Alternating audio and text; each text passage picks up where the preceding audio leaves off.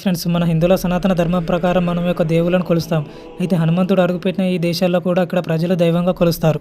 అయితే హనుమంతుడు సంజీవిని తీసుకువచ్చే సమయంలో అక్కడ ప్రదేశాలు ఇప్పటివరకు కాలిముద్రలు ఉన్నాయంటే ఎవరు నమ్మరు.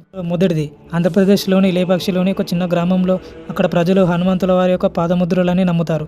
అసలు కథ ఏమిటంటే వాల్మీకి రామాయణం ప్రకారం మరణిస్తున్న జటాయును రాముడు కలిసిన ప్రదేశం అని ఇక్కడ ప్రజలు నమ్ముతారు. నెంబర్ 2, ఈ దేశం ఏమిటంటే హనుమంతుల వారి పాదముద్రలు థాయిలాండ్లో ఉన్నది. ఇక్కడ ప్రజలు దైవంగా ఈ పాదముద్రలను కొలుస్తారు. ఇక్కడ టెంపుల్ కూడా ఉంది. అయితే థాయిలాండ్లోని ద రామకిన్ అనే పుస్తకం ఉంది. దీని అర్థం ఏమిటంటే రాముడి యొక్క మహిమ అని. దీని ప్రాచీన సంస్కృతం అండ్ ఎపిక్ రామాయణం యొక్క థాయ్ వర్షన్లో ఉంటుంది. మూడవది, మలేషియాలోని వెనంగాన్ గ్రామంలో ఒక చిన్న ఆలయం ఉంది. అక్కడ హనుమంతుల వారి యొక్క పాదముద్రలు ఉన్నాయి.